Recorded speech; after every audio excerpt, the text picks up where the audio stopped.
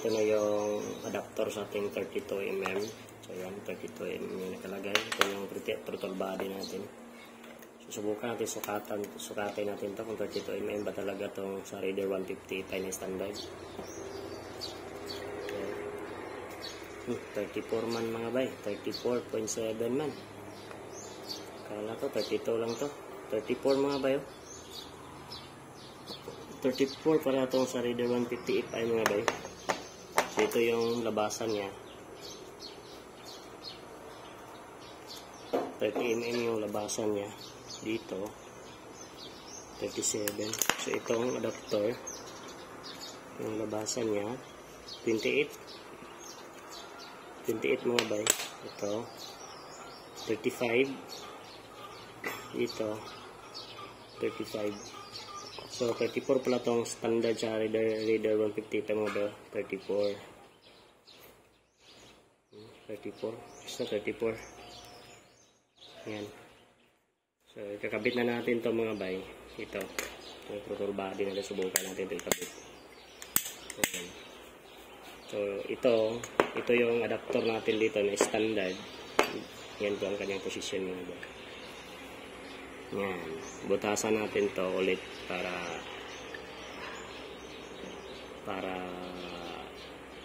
magiging good sa mga bay. So maganda sana portingan to mga pag may port tayo na tools, wala pala tayong pang port, kaya ito lang mangyari, ganyan lang. So tignan na natin kung kakayanin ba sa adapter. Ginagawa ko ito mga bay para itong throttle bodies, ganyan po ang kanyang posisyon. Ganyan po ang posisyon niya. Ganyan po. Kita niyo. So ganyan yung posisyon, hindi yung makaganon na posisyon mga bay. Pag ito yung ikakabit natin, ito. So yan ang posisyon po niya. So delikado mapasukan. So gagawin natin ito. Ito, ganyan yung standard na pagkalagay, itong adapter. So, ito. So, kikita naman ninyo mga bayo. Parang sa stock lang, di ba? So, ganyan yung posisyon niya mga bayo. So, ikakabit na natin to at diskartehan natin to ngayon mga bayo. Ito, butasan natin to. Butasan natin to mga bayo. So, yan lang. So, proceed tayo sa pag-install nito. So, ito po yung nangyari mga bay. So, nagbutas tayo. Yan na po siya. So, yan po ang kanyang flow. Yan. So, may diretso na bahagi dito. May malaglag konti. Pero hangin lang ang dadaan dyan mga bay. Dito talaga yung lalabas yung gasolina.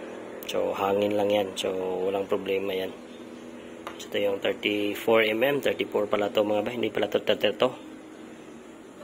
So, yan mga bay. Natapos na. So, ito na po si 32mm. So, 34 yung sukat natin sa ating, doon sa ating caliper. Yan po. So, stock injector. Ito po. Naka-headworks. Yan po mga bay. Headworks yan. Kaport. Tsaka ito yung stock throttle body natin. So masusubukan na natin ito mga bay dahil tamang galawan na to. Ganyan na pong pagkagawa nyo. Yan na po. O diba? Parang stock lang rin. Nangyayari mga bay, parang stock lang yung galawan niya. Yan. So stock lang yung posisyon niya. So hindi natin matakot na mapasukan ng tawag dyan, tubig. So i-open natin to. Siguro lagyan natin to ng yung RAM. Hindi pa nakarating yung RAM mga bay. So lagyan pa natin to ng RAM mga bay. So yan mga bay. So tama na yung pagkalagay niya. So ito po yung sinasabi ko sa inyo na TPS natin sa Raider J. So same lang sa Raider 150. So ito stock injector. Yan po ang paggawa yung throttle. Diniskartehan ko na lang. Kung gusto niyo bumili kayo ng cable ng pang Raider 150 para hindi mahirap mag-improvise. Yan, mahirap. So, bumili ako rito Ito yung adapter na binili natin para same sa stock. So goods naman, pero hindi ko alam kung bakit mag-feed siya pag ipapatatakbo mga bay. Siguro try ko to i-reset tong ECU kung kaya niyang ma-reset. Tingnan natin kung hindi ba siya feed. Kasi yung pagtakbo natin parang hindi kakayanin sa ating dito manifold siguro or sa load natin. Siguro sa load lang 54, parang hindi bagay siguro 54 na 32. Hindi naman siya 32 mm, 34 mm yung sinukat natin. So malaki talaga to. Siguro pag reset natin sa ECU, pag hindi talaga siya titino, pag ito lang makaminor, so pakinggan niyo mga ba, start natin. Yan. Pag start, one click lang. Diba? Maganda lang yung tunog.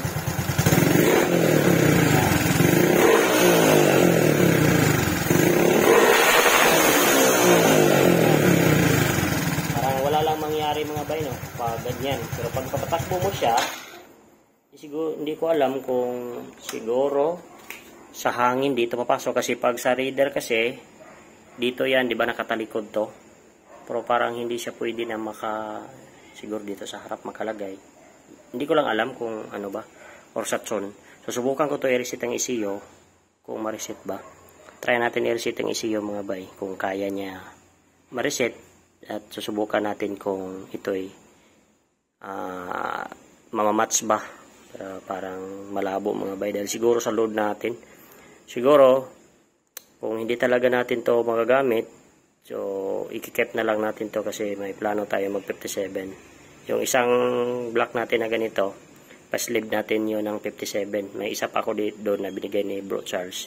So, pa-sleeve ko yun, 57, para siguro match dito sa ating 34mm na total body. Pakay doon, 50 po. Ikep lang natin yan. So, subukan natin i-reset muna kung kakayanin. So, hindi ko na ipapakita kung paano i-reset kasi alam naman niyo na madali lang mag-reset ng mga ganitong motor. Diba? So, mga bay, sinubukan ko na i-reset pero hindi talaga siya ma-reset mga bay. So, wala. So, hindi natin to kayang gagamitin. Susubukan niya gamitin kasi hindi naman siya fit. Kailangan talaga niya mag-ECU mga bay para matson. So, sino yung magbabalak dyan? So, ito na po yung video. Kung naka 34mm lang kayo, huwag na kayong gagamit nito. Kung naka 54mm, huwag kayong gagamit dito ng 54mm na throttle body pang raider. Hindi siya fit mga bay. Wala talaga kahit anong gagawin mo, kahit i-reset mo pa, so hindi talaga kakayanin. So hindi siya ma-reset. Parang wala siya sa program mga bay. So babalik lang natin yung stock natin na throttle body. Ito. Balik na natin to. Wala kasi, walang mangyari. So, wag na nating pipilitin mga bay. Baka, pinatakbo ko na siya. Tuloy kanina. Wala, pangit talaga yung feed niya. Pag chill na yung takbo mo, pag kahit dandahan mo na ipipiga, wala talaga, parang hindi kakayanin ng head natin. Siguro, dahil stock head lang tayo. So, wala. So, ikip na lang natin to para sa 57 natin. So, mag 57 tayo dito mga bay. At saka itong head is palakihan pa natin ng butas. Siguro i-fit natin dito sa 34mm or 32. Parang ayaw talaga niya mga bay. So, wag na natin pipilitin. Baka masisira pa yung 54mm natin. So, ito lang. Ito lang yung bao natin. 32 stock throttle body na Raider G. So goods naman itong takbuhan ito mga bay. Kaya ko pa naman mag hanggang 120. So sa sniper, sinubukan naman si sniper is nasa 133. Kaya goods naman to. So ito na lang ang gagamitin natin. Ibabalik natin ito mga bay. Linisan ko lang to para mas goods. Itong TPS tanggalin siguro natin to at linisan natin mga bay. So yan lang. So sino yung magbabalak dyan, kung hindi kayo maka 57, wag na lang kayong mag 32mm. So goods naman, itong nasubukan naman natin itong TPS na same at parehas lang. So lalo na, sino yung magbabalak dyan, huwag na kayo. Pag stuck siguro yung head na malabo, hindi kakayanin ito mga bay. Malaki kasi itong throttle body ni Raider 150 Fi.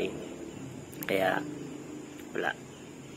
So ikikip na lang natin to son pag maka 57 tayo. May plano kasi ako mag 57. Mas maganda din daw ang 57 pang touring sa ganitong setup. Headworks lang daw, kahit stock valve lang. Yung caps hindi ko nang papalitan yung cams kasi 5.2 na yun. Okay na yun. So po yung port lang, palakihan lang. Dito siguro ang gagamitin ko na manifold is ito na talaga. Itong sa Raider 150 na manifold ang gagamitin natin. Ito na. Ito yung imamatch natin doon sa pasukan ng gasolina, doon sa head. Kahit doon lang siguro sa itaas. Kahit hindi na lahat palakihan pa.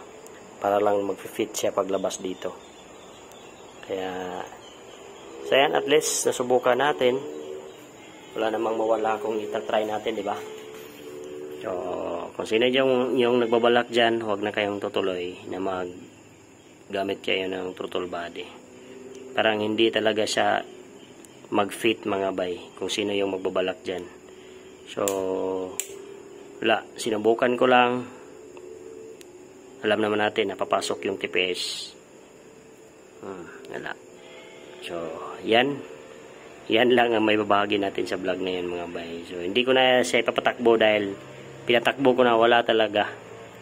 Ang hirap niyang makarating ng speed. Kahit 100 niya, ang hirap niya. Para siyang sa ano pa, parang dito talaga mapipigil siya dito dahil maliit lang tong butas dito sa head natin. So wala. No choice. So bye-bye.